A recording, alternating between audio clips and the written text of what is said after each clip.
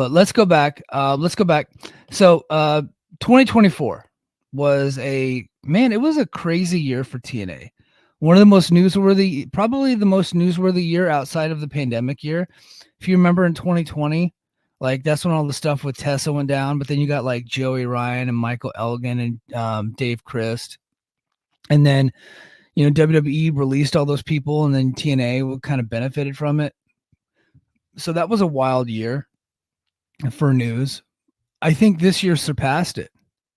Because if you go back to Bound for Glory last year, that's when they did the TNA rebrand, and the TNA rebranding thing marks something very important, something that never really happens.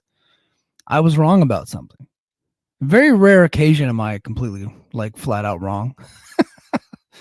Although my wife and my coworkers would tell you different, but in my head, it's a very rare occasion. I was completely wrong about something. I thought that was a dumb move. Legit, when I first saw it, I thought it was a stupid move. And it wasn't until I got feedback from the audience that I started to change my tune. I was like, okay, well, maybe this will be good. And it turns out it was one of the most important moves in the history of Anthem. Legit. Because it really turned the company around. That was the impetus for the company turnaround. That was the initial thing, was the change back to TNA. Nobody was willing to give Impact Wrestling a chance. But they remember the name TNA, and at one point TNA was kind of a powerful company. They were never close to WWE, but a strong number 2 in the world. They were bigger than New Japan and CMLL for a long time. Big TV deals all over the world, and we're going to get to some of that. So 2024 was a wild year. So you start the year off, we're rebranding to TNA, and I'm gonna get to the pay-per-view numbers in a sec. And then all of a sudden they fire Scott D'Amore, and I think that was a second. And I got nothing against Scott D'Amore. Everybody thinks, Mike, why are you always trashing Scott? I'm not trashing Scott. I'm just talking about the reality of the situation. I think moving on from Scott D'Amore was a net positive for the company, because a lot of people in Anthem feel like he was holding them back. The way he was doing things was holding them back. And BQ had a really good podcast out earlier this week about their switch in marketing and the way that they're doing things now. Now that Scott's gone, the changes they've made in their marketing department and the changes they've made with the way that they're doing the events going forward and how they're booking the bigger venues and things like that, and they've upgraded their production. A lot of that, the reason why it took so long is because they felt that D'Amore was holding them back. D'Amore had people in positions that were just really incompetent that he had a close relationship with, and was overlooking a lot of their incompetence and keeping them there. And it was this cronyism that was going on. And we're not seeing that right now. We're not seeing it. We're seeing people in place that are actually trying hard and working hard, and they're actually wanting this company to get bigger and to grow. When I said for years, and I thought this was an Anthem thing. It turns out this was a D'Amore thing, that this company they were content with being content, right? They were content with being content. And what does that mean? They weren't worried about growing. They weren't worried about, working bigger live events and getting the name out there and getting a new TV deal and doing all. They were just happy. They were resting on their laurels. They were coasting because they're owned by their TV network, and they didn't really have to worry about a TV contract situation coming up, because they were the highest rated thing on their 2 major stations, which were Access and Fight Network. They weren't hungry. They weren't for a long time. And I was saying it ad nauseum for weeks. It didn't seem like this company was interested in anything other than just surviving and having fun with their friends. Everybody was calling AEW All Friends Wrestling, when in reality that was Impact Wrestling. It really was. Scott and Don did a great job of getting the company stable and getting them back on the right track. But then once they were back on the right track, they were at this happy level, and they were fine just being at that level. They weren't really taking big risks. They weren't out there, the production was subpar. The TV show looked like crap for the most part. Big mistakes on all the Impact Plus specials and the pay-per-views, and um, the the television show was not white balanced a lot of times. Like they weren't color correcting their stuff. It was just the whole thing was just a mess, right? For a long time. And it wasn't anything. And BQ made the point. It was like, why would a TV network want to bring this show on? And I was always like, they're not trying to get a TV deal. But I feel like right now they're actively trying to get a TV deal, because of the way that what the TV show looks, and the bigger arenas that they're doing, and the nicer arenas that they're doing. It looks like a company that actually wants to be a powerhouse, a company that actually wants momentum, that wants to make a statement. And I never felt that way about this company before. I never felt like that they wanted to actually make a statement, that they were a serious business. They're very clearly a serious business now. And they're very clearly want to draw money and grow and get a TV deal and sell pay-per-views. And I never felt that way about them before.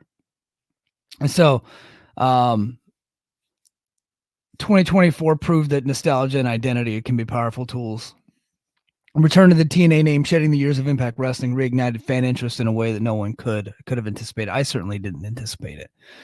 It wasn't just a superficial rebrand. It symbolized a return to what made TNA unique during its heyday.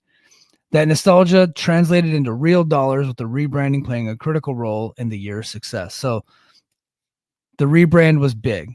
And then getting rid of Scott D'Amore was big for the company. And I hate saying that because the guy lost his job, but he lost his job. Dave Sahadi lost his job. And Lou D'Angeli lost his job, and several others. And now we got people in positions of power in the company that actually want the company to succeed. And I think that's huge. 2024 was also huge because Joe Hendry got over. And that was a big thing. And he really started to get over in May, like during the Rebellion, the TV tapings after Rebellion, when he sang the song to AJ Francis, the Can You Please Get Fired song set to Creed's Higher. Like that was really the moment. And then shortly after that, like in June, he released his theme song on iTunes and Spotify, and it just exploded. And next thing you know, it's like, wow, we got a powerful guy. But I just remember going back to that episode of Impact when he was singing that song. I was like, man, I think we got a guy. It's like, I think we got a guy here. Like he very much came across as a major star. Like that was the moment. That was the moment we were all waiting for with Joe Hendry. And then literally the next week, he releases a song, and then the whole thing just explodes. And now Hendry Mania is running wild. And then, of course, eventually he gets into NXT, and then he becomes an even bigger star, right? But it started back in like May, whenever he was singing to AJ Francis. The NXT relationship was huge, was absolutely huge. Not so much for the stars that TNA was able to bring to their company, but because of the fact that they were able to send their stars to NXT, and they got on a bigger platform, not like a huge, like significant platform, but a much bigger platform. And I think ultimately what it did is that was WWE saying that TNA is okay. Like you guys are allowed to like TNA and you can go to their shows. It is a weird tribalism thing that, but once TNA was being accepted by the WWE audience, their actual loyal fan base went and supported TNA at the live events. And that was huge for TNA. Like almost immediately their live attendance exploded. Right. So it's like WWE says it's okay to go to WWE shows or to TNA shows. And I've had reports from people that have been there that said it's a lot, it's like mostly casual fans. Like there's only a smattering of hardcore TNA fans because nobody can get the TV show. But it's a lot of WWE casuals that are just there because WWE said it was okay. Like WWE made it okay for when TNA comes to your town to go check out their show. And so while AEW is on this decline, right, for their live attendance, their normal live attendance, their pay-per-views still do very good, but their weekly live attendance is not very good. TNA is on an incline. And a lot of that happened because of WWE saying that it's okay to go. It's a weird thing. It's honestly kind of creepy, but how the power the WWE has over its fan base, to the moment they said, okay, TNA's cool, they're in the tent now, you guys can go have fun. And they, sure enough, they followed through. But that turned out to be a big thing for TNA. Jordan Grace being in the Royal Rumble was a big thing. And then Jordan Grace, of course, going over to NXT. She was the first one to kind of cross the line over. First being at the Royal Rumble, and then second challenging Roxanne Perez for the knockout for the NXT Women's Championship. And she was the first one that was really big. And the Hardy Boys coming back was huge. Really was huge. And I've said it time and time again, but the Hardy Boys are probably right now that Joe Hendry, I don't want to say Joe Hendry is like done, but he's cooled off a bit. He has cooled off a bit. The people are there to see the Hardy Boys now, for the most part. Hendry's still over. Jordan Grace is still over, but the people are there to see the Hardy Boys. Like the vast majority. And there's a reason why the Hardy Boys are staying there till like 2:30 in the morning signing autographs, because they still got it. And they're still over. It's pretty insane. So all of this translated into some major success. And we've talked about, I did a breakdown of all the ticket sales. I did it on Patreon a couple months ago. Starting in June with, I believe it was called Against All Odds, starting in June in Chicago, where they essentially, the fire marshal tried to shut the show down. They got yelled at, and it started at that point. And with the rumors that Jeff Hardy was going to be there, and Joe Hendry being over, that was like the beginning of the NXT relationship. Just they had everything working all at once. But it's translated to pay-per-views, and I got the pay-per-view numbers for the year. So Hard to Kill, as we already know, was the biggest standout event of the year. Was Hard to Kill. Let's see. So the proof of the rebrand, the proof of the NXT deal working, the proof of Joe Hendry getting over, and the proof of Hardy Boys getting over. So the first pay-per-view of the year, Hard to Kill, on January 13, shattered expectations, approximately 21,800 television buys. And you triple that to around 65,400 buys when you include streaming. It became the highest grossing event in company history.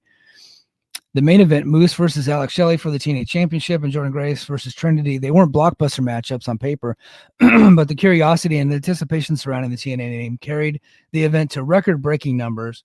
Rural markets in particular showed strong support, with 59.3% of buys coming from these areas. So that's from Dave Meltzer. And all these numbers are coming from Dave. He's the only one that really tracks these things. And so Hard to Kill, 65,400. Rebellion was down significantly, but that was like because right after Hard to Kill, they went to Orlando, and then they went right back to booking their same crappy venues. And that's when the Scott D'Amore gets fired. The whole company's back in chaos. We don't have any idea what the future's going on. We just lost the Motor City Machine Guns. Like Alex Shelley and Chris Sabin left the company. So a lot of people are like, what's going on with this company? And then that's at that right around that same time is when all the reports are coming out. Well, TNA doesn't have any events booked past, a couple months later. And I've been making fun of that ever since. And D'Amore is like leaking negative stories about Impact or TNA. So, but then they do 5,900 TV buys. So streaming adjusted buys would be 17,700. That's not very good for 2024, but in 2023, that's like a really good number. So, but Moose versus Nick Nemeth, the Jordan Grace, Steph Delander. So it was the weakest pay-per-view of the year, struggled to resonate with fans, particularly in rural areas. So in rural areas, it was 59.3% of the buys, but in this one for Rebellion, it was 33.3%. And then in Slammiversary, we're back up. So the final TV buy number is 11,300, and then the streaming adjusted buys is 33,900. So again, Dave says you triple that to add streaming in. So the main event was a 6-way world title match plus Mustafa Ali versus Mike Bailey. And we're back up. It was a balance between rural and urban areas, so 49.1% rural and 49.4% urban markets. And then you go to Bound for Glory. Dave says on his latest observer he said 8,000, but then in the previous observer he said 8,300. I think I'm going to go with 8,300, and that would put it up to 24,900. So right around 25,000. So down just a little bit. And it was the main event. The co-main event was Nemeth versus Hendry. That was probably the draw for pay-per-view. And then you had Full Metal Mayhem featuring the Hardys, which I think was a draw for the live audience, for the people that were in attendance. It's TNA's flagship pay-per-view, but it ranked third in terms of buys. And Dave says they possibly missed the opportunity to capitalize on Joe Hendry's peak, but we're actually going to see if that's true or not coming up here at Genesis. So, yeah, big year on pay-per-view, huge year on pay-per-view for TNA. And yeah, it's good stuff. Billy says Rebellion again in Las Vegas so soon was a mistake. It was, but like the live attendance wasn't bad. It was like 1,200 versus I think 1,600 from Hard to Kill. So I think like that worked out pretty well. Billy says I think they've done a better job with local promotion to help move. So yeah, they have. They've got like this real grassroots thing. So one of the things that they do better than I think the other companies do, because I think the other companies just rely on the power of their television, and TNA doesn't have that ability. They don't have anything to rely on. There's no TV. Like Access TV doesn't exist. Like it's a fake channel.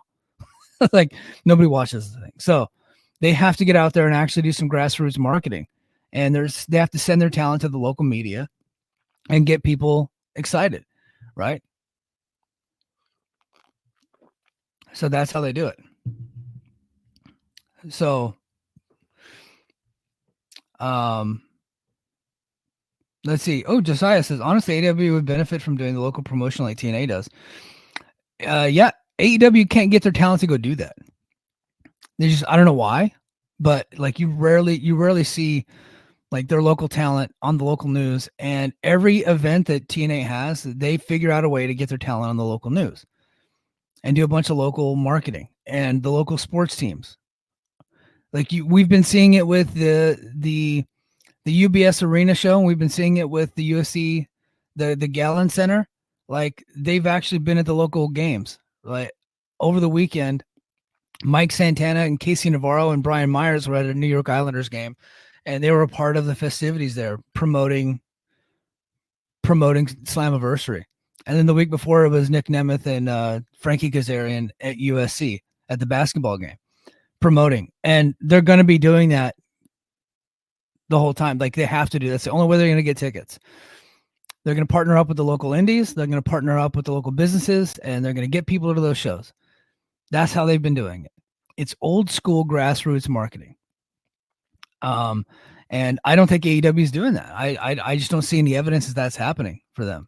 So, let's see. Billy says Rebellion. Oh, hold on. Also think Rebellion so soon after Mania is always a problem. Oversaturation.